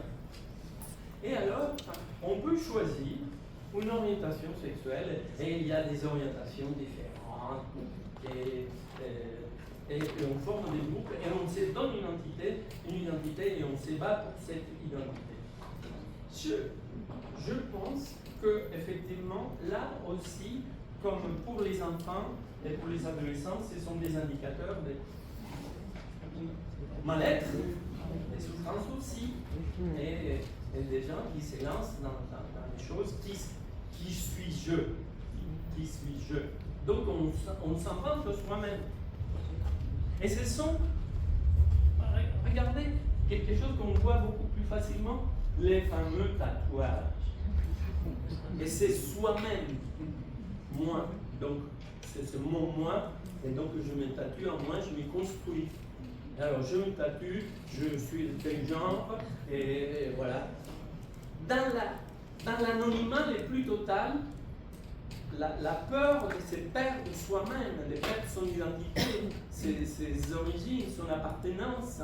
Donc on cherche des identités d'appoint. Donc les clubs sportifs, et en particulier le football, il devient des formes identitaires extrêmes. Ces garçons-là qui s'entretuent parce que les Saint-Germain, de Paris, Saint-Germain a gagné, et alors bon, il faut tuer l'autre, ou il a perdu, etc. Parce qu'on nous a touchés directement, nous. Et donc, c'est leur identité, mais des formes vraiment extrêmes. Et là, oui, ils appartiennent à ça, à ça. Et finalement, c'est des routes, c'est court, quoi. Il leur manque quelque chose, et là, il faut. En plus, ils peuvent s'exprimer, ils peuvent faire la violence, etc. Oui, donc. Les équipes nationales aussi par ailleurs, elles représentent plus la nation que les institutions. Ah oui, nous allons gagner, nous allons les vaincre, et ils vont voir ce que nous sommes, nous, et on sort le drapeau, c'est la guerre. Et il y a tout un vocabulaire des guerres aussi. Et le drapeau national s'affiche plus à l'occasion des rencontres et moins pour les fêtes patriotiques. Oui, c'est là, c'est une autre identité, on appartient à ça, et nous allons gagner, etc. Et le grand succès de toute cette compétition, aujourd'hui nous sommes à Roland Garros, il va y avoir bientôt le Tour de France, etc. C'est étonnant pour le cyclisme, qui est toujours à part, le cyclisme est le seul qui est resté gratuit, et finalement, eux, ils ont fait tout à fait autre chose. Avant, il y avait les équipes nationales, comme pour les autres. Et non, maintenant, ce sont les marques. Donc, c'est le commerce, c'est l'argent qui a pris les devants. Mais on dirait au football, c'est pire, parce que là, c'est des milliards. C'est un grand système économique et politique aussi. Mais bon, bien. Donc, les identités politiques crispées chez les jeunes sur la base de l'émotion donne lieu à des mouvements sociaux divers et à des luttes de rue souvent très violentes. On en avait parlé en passant, ces jeunes, à Lyon en particulier, il existe les deux camps.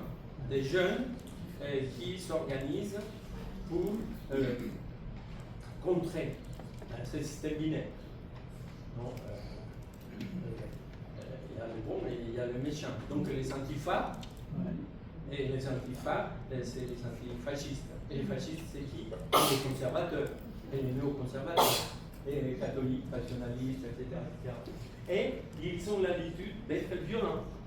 Là, il y a eu un mort juste avant les élections à Lyon, et c'est des gens de bonne famille, des enfants qui militent là-dedans parce qu'ils ont trouvé un lieu, un refuge. Et ils appartiennent, ils s'expriment et ils l'expriment d'une grande violence. Donc, une particularité de l'engagement, quel que soit l'engagement des jeunes, c'est que c'est un engagement radical. Et c'est un engagement qui peut aller jusqu'à la violence. Donc, un lieu fort d'appartenance, de lutte, de défense, de combat. Bien, ouf. Alors, la nouvelle technologie à identifier, l'intelligence artificielle. J'ai eu beaucoup de mal à synthétiser ces choses-là parce que c'est extrêmement complexe. Donc, l'intelligence artificielle, c'est quoi? D'abord, c'est d'après il y a différentes définitions. Il y a une difficulté, une confusion sur la dénomination, car on pense que c'est de l'intelligence. Et la confusion vient du fait, le mot est récent. Bon, le mot a été utilisé, il a été inventé aux États-Unis dans les années 50 quand même. Mais il a été utilisé dernièrement plus souvent.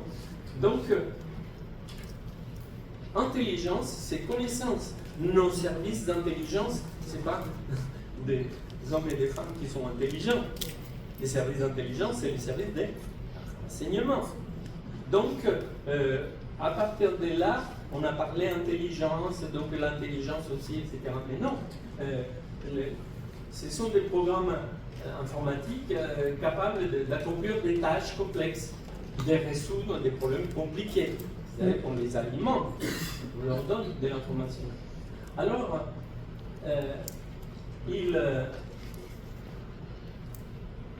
dans la définition, on dit qu'il effectue des tâches typiquement associées à l'intelligence.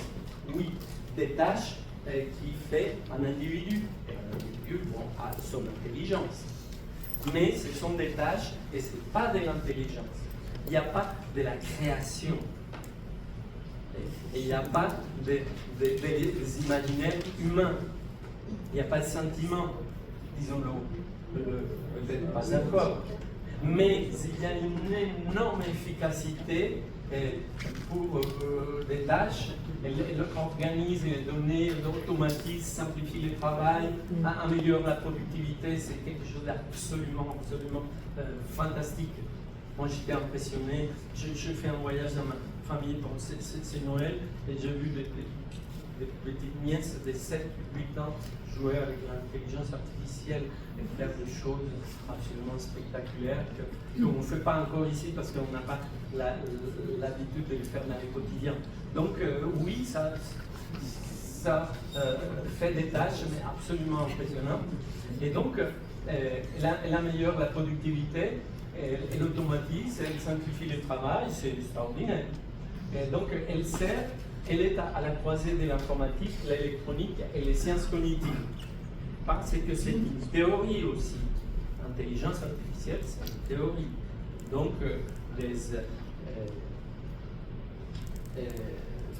des scientifiques du domaine de l'informatique, ils travaillent sur l'intelligence artificielle. Donc, c'est à la croisée de l'informatique, l'électronique et les sciences cognitives.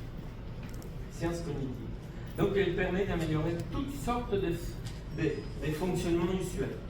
mieux que l'homme, elle ne se trompe pas, disons, elle peut se tromper.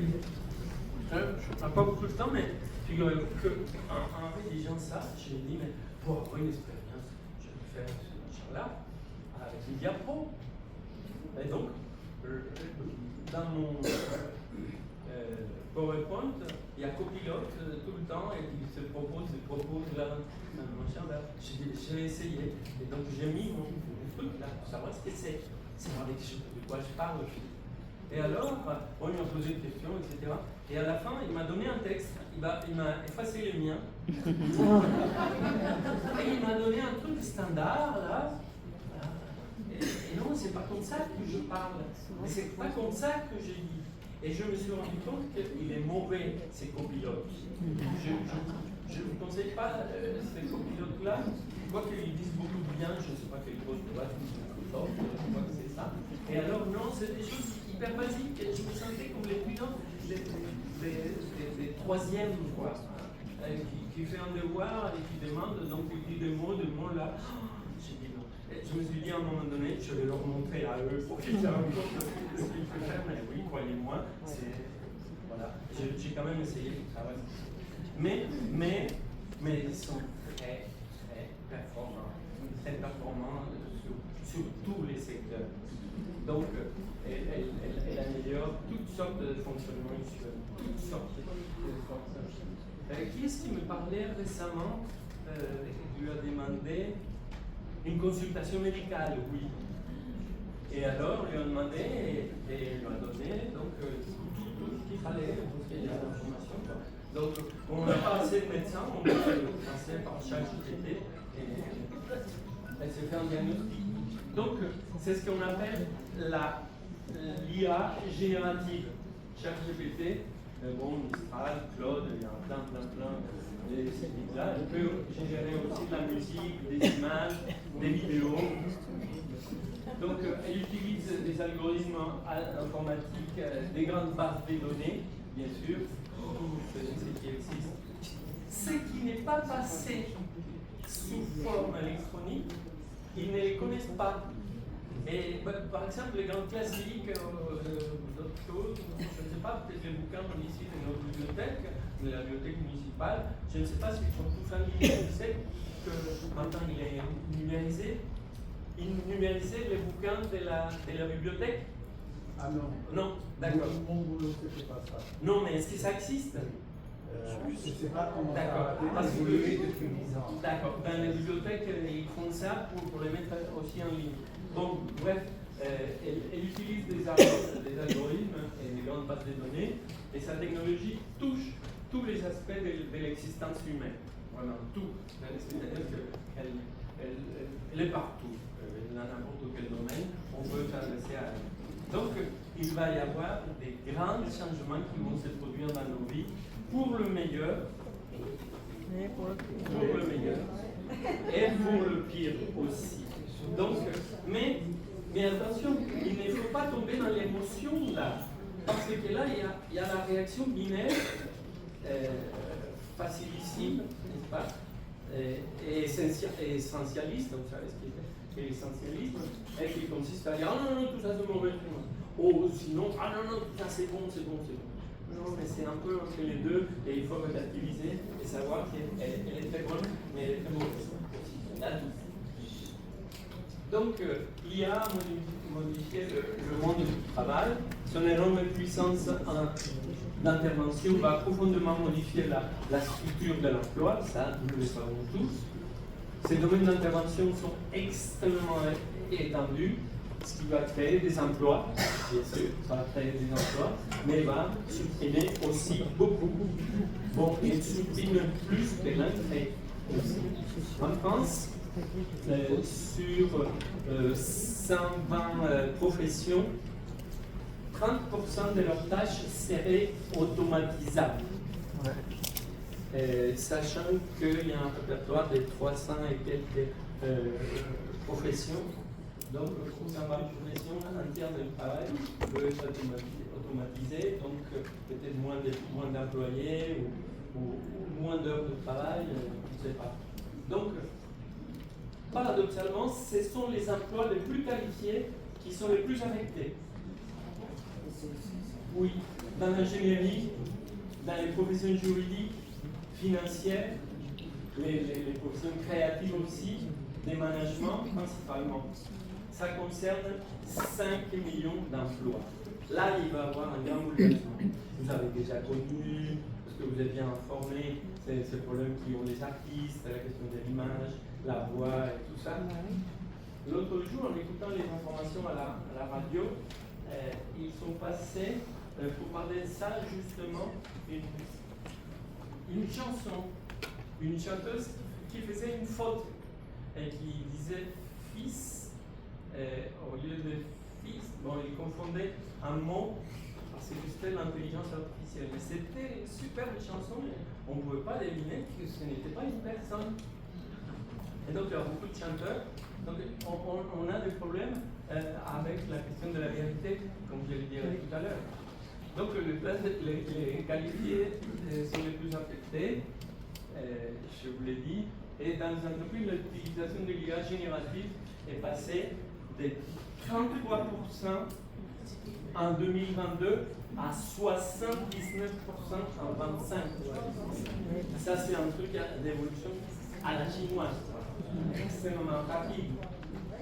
Donc, on utilise ça et c'est tant mieux pour les entreprises si c'est utile dans des tâches répétitives, il les faire mieux. L'autre jour, j'étais à une conférence à l'Académie, je suis académicien à l'Académie de Finale, et c'était des personnes qui travaillaient sur l'intelligence artificielle avec des informaticiens, et eux, ils étaient des médecins, et ils ont fait merveilles, des opérations fantastiques. Et j'ai écouté aussi autre chose, et là, je l'ai lu, non, je l'ai écouté à la radio encore, ce qu'ils font les Japonais. Vous les connaissez, vous savez, avec les cafards? Ah non? D'accord. Oui. Ils utilisent des cafards pour pénétrer dans les lieux les plus impénétrables. Et on leur met un sac à dos avec tout ce qu'il y a d'intelligence artificielle, et caméras, etc., et dispositifs, et ils vont partout là où l'homme ne peut pas y aller, les cafards. Et même à des lieux dans lesquels il y a une explosion atomique, le cafard, ça vous saviez. Mais oui, voilà, on arrive à ça avec l'intelligence artificielle. Et c'est vrai que parfois, lors d'un tremblement de terre, par exemple, et on sait qu'il peut y avoir des personnes, mais on envoie le cafard. Et puis, on gagne et on sait et on identifie. C'est impressionnant. Mais intéressez-vous parce que vous allez découvrir des choses absolument impressionnantes. Il y a l'observatoire des emplois menacés et émergents. C'est là où j'ai consulté 2026. Et donc là, j'ai trouvé beaucoup de choses et beaucoup d'informations sur ça. Alors, les appréhensions que l'IA suscite, cette technologie touche tous les aspects des consciences humaines, on le savait. Ceci constitue un défi pour l'humanité tout entière. J'espère que vous avez vu un cyclique. Le pape, et ça c'est absolument historique, le pape a fait une encyclique sur l'IA. Et il a invité le créateur de OpenIA. Ce jeune-là, qui a été co-créateur avec Elon Musk, cette grosse boîte-là, et était avec les papes au moment où il l'a présenté. Et oui, cette technologie touche l'humanité tout entière. C'est là un multiple secteur de la société, dont des organisations économiques, sociales, éthiques, des droits humains, des religieux, donc les Vatican. Donc les armes peuvent, elles, seules décider de tuer des êtres humains. C'est ça. J'ai lu des apartés, c'est un document qui est paru, il l'a prononcé le 15, et il est paru, déjà ça existe, mais bon, je n'ai lu que des morceaux. Et donc, le pape, il dit quand même qu'il faudrait interdire. Et l'informaticien et grand expert qui était là, grand milliardaire, chef d'entreprise, a promis non. C'est pour ça qu'il a été invité au Vatican. Parce qu'il a décidé de ne pas utiliser ces systèmes automatiques et de tuer sans un être humain et à la grande furie de Trump, qui l'accusait de traître, etc. Et donc le pape l'a invité. Donc la dignité humaine est en cause. Et quand il y a des armes qui décident tout seules de tuer, sans qu'il y ait un être humain, là nous sommes un peu loin. Donc il est devenu difficile de reconnaître la vérité dans les images ou dans les informations de toutes sortes. La vérité. Alors comment savoir? Comment savoir? Les réseaux électroniques ne sont pas encore régulés, c'est ça. Il manque une régulation. Il manque une institution comme on fait avec la presse, par exemple, ou comme le reste. Il manque un ISO, machin, là. Et certains secteurs de la société s'y opposent au nom de la liberté. Et aux États-Unis, ce sont des organisations de la société civile qui demandent à ne pas réguler parce que c'est au nom de la liberté. C'est surtout les libertariens qui disent non, on a la liberté, il faut le faire de toute manière. Le bien commun et la dignité de la personne humaine sont menacés. Et donc, comme dit le pape, et cette phrase-là, je l'ai pris chez le pape, mais ça me dit, des algorithmes opaques, c'est lui qui utilise le mot opaque, je regardais, des algorithmes opaques contrôlés par des firmes privées créent de nouvelles formes de déshumanisation. Voilà. Et l'encyclique, elle s'appelle en français Magnifique Humanité, le 15 mai 2026. Quand même, c'est historique. Le pape s'intéresse à ça et que très vite, il s'attaque.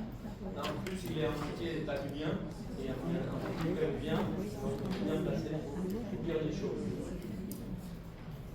Alors, les mots, pas comme on dit, simplement, les mots sont des outils pour comprendre. Le monde est vécu par les individus de manière, comme dirait Ortega y Gasset, passive, qu'il appelle latente, c'est une vision première, ou de manière active, patente, c'est-à-dire avec des outils. Vous allez comprendre. Vous allez comprendre tout de suite. Les faits peuvent être même les mêmes, mais les individus ne voient pas la même chose. Un individu a besoin d'outils pour lire la réalité, pour l'interpréter. Et l'exemple que je vous donne, c'est face à un paysage champêtre d'été, un citadin peut voir la beauté d'un champ de blé doré par le soleil, c'est magnifique. Mais le cultivateur, il voit la catastrophe de la récolte gâchée par la sécheresse. Voilà. Et c'est la même chose. La lecture n'est pas la même. Et nous, on n'a pas les outils et l'autre. Bien, face à un tableau de peinture abstrait, un néophyte, il voit des traits. Et il trouve ça moche. Voilà. Un connaisseur, il peut voir autre chose. Qu'est-ce qu'il a de plus? Il a des outils d'interprétation. Face à une réalité sociale complexe, un individu normal peut avoir un sentiment. Donc la première chose que nous avons, un sentiment. Mais un sociologue, il peut voir une réalité sous-jacente. Il a les outils.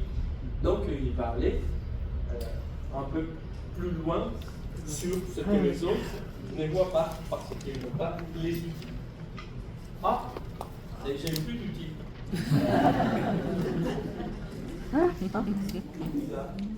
Le mot du jour.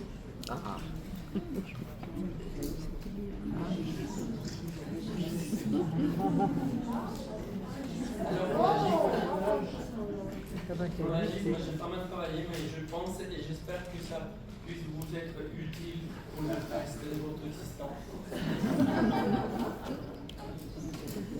Oui, parce que l'agisme est une façon d'envisager l'âge avec stéréotypes, préjugés ou discrimination.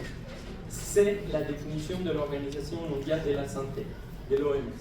Mais il n'y a pas qu'une seule définition. C'est comme l'IA aussi. L'agisme est intériorisé depuis l'enfance. Oui, parce que il est présent chez tous les individus, dans toutes les cultures, et on conditionne les comportements vers les autres en fonction de l'âge. Et ça, on l'apprend, et ça existe partout. L'agisme existe dans les institutions et dans les relations avec autrui, bien sûr. Je me souviens d'avoir appris quand j'étais gamin, le respect c'était l'âge, oui. Âge, dignité et pouvoir. Donc c'était supérieur, donc oui, âge. L'agisme existe dans les institutions et dans les relations avec autrui. On a le respect. Et voilà, et moi j'en profite parce que quand je monte dans le tramway, maintenant, j'ai le plaisir de me faire offrir des places. Dans notre société, l'agisme a été utilisé envers les jeunes, avec des interdits multiples, les droits de vote, le mariage, les accès divers, etc. Mais cet agisme-là, collectif, a énormément évolué dans les 2 dernières générations. Et ils sont acquis des libertés. Et vous savez combien c'est difficile de contrôler, bien c'est pas pour ton âge, pas ça, oh là là. Mais alors, chez les autres, chez les plus âgés, l'évolution est différente. Les mots agisme va nous le dire tout à l'heure. Il est récent, 1985, et il est apparu par analogie au racisme ou sexisme, donc agisme. Donc, on le réduit quand même, car la définition du dictionnaire, j'ai ouvert mon grand Robert en me disant, mais est-ce qu'il y avait déjà ces mots-là? Parce que je l'ai acheté il y a longtemps. Et donc, ce grand Robert a je ne sais pas combien de volumes, et j'ai dit qu'il doit y avoir quelque chose d'important, pas beaucoup, mais il dit c'est une discrimination fondée sur l'âge, spécialement envers les personnes âgées. Alors donc dans le langage courant, l'agisme concerne seulement les vieux. Et quand on dit agisme, on parle des vieux, pardon, de ma génération. Donc l'agisme se montre dans les politiques qui tiennent, entre autres, au rationnement des soins de santé en fonction de l'âge. On l'a vécu pendant la pandémie.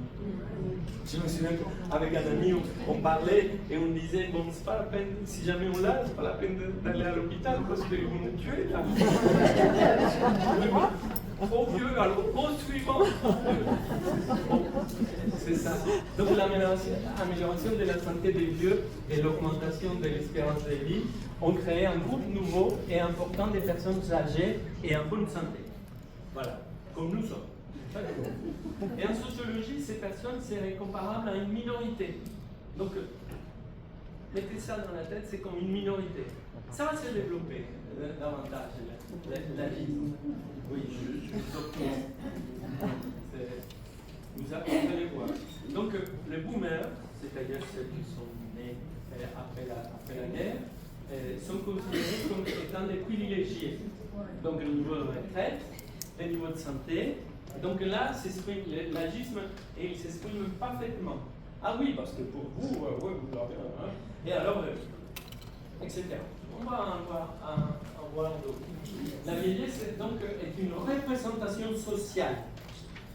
Il n'y a rien de scientifique. Donc, les approches scientifiques sont très intéressantes car les travaux scientifiques disent autre chose sur le vieillissement. Selon les scientifiques, le vieillissement commence à l'âge de 26 ans. Donc 26, 30, c'est à ce moment-là, les scientifiques le constatent, à partir de là, on commence à perdre. Donc c'est là où on commence Vous voyez donc la définition, ça n'a rien à voir, bien sûr. Il y a deux pics des pertes et des fragilités vers les 45 et vers les 60 ans. Donc, on commence à 26, et puis après, à 45 et plus, on a des pertes, et puis après, 60. Dans notre culture, par ailleurs, par tradition, les vieux n'ont pas été valorisés. Et c'est notre civilisation. Et c'est notre manière de penser. Les vieux ne sont pas valorisés. Alors, les Africains, par exemple, le nom vieux, il est amélioratif. Alors, dans notre pays, il est péjoratif. Voilà, et c'est comme ça. Donc, voilà une clientèle spécifique pour la stigmatiser. Donc, la peur de la vieillesse. Donc, l'agisme est une forme d'essentialisme. Comme je disais, pour ceux qui ne le savent pas, on n'était pas là, l'essentialisme, c'est qualifier quelqu'un par un de ses aspects et généraliser. Parce que, je ne sais pas, il a la peau noire, donc il est comme ça, et donc ça y est, c'est le noir, tout le reste, père ou autre, peu importe, grand, petit. Alors, bien, l'agisme enferme les individus dans une catégorie uniforme en fonction seulement de l'âge. Et il se crée des stéréotypes qui peuvent être positifs. Oui, par exemple, il y a le vieux sont sages, sont cool, voilà. Ou sinon, il y a un autre stéréotype négatif, et c'est les profiteurs. Mais allons à la littérature du 19e siècle, on peut beaucoup de choses sur ça, sur les vieux. Donc, il y a aujourd'hui des visions alarmistes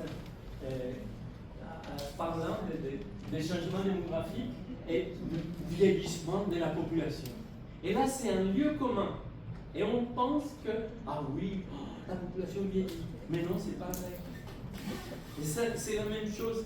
C'est comme pour le vieillissement. Les scientifiques disent, les démographes disent autre chose. Donc, les projections démographiques disent qu'en France, vers 2050, bon, il y aura une population répartie en 3 grands tiers. Les 0 à 35, les 35 à 70 et les plus de 70. Et c'est équivalent, grosso modo, c'est 3 tiers. Sachant que les personnes de 85 ans et plus vont représenter entre 5 et 10% de la population. Donc, il est où le vieillissement s'il y a ces trois-là dans les projections?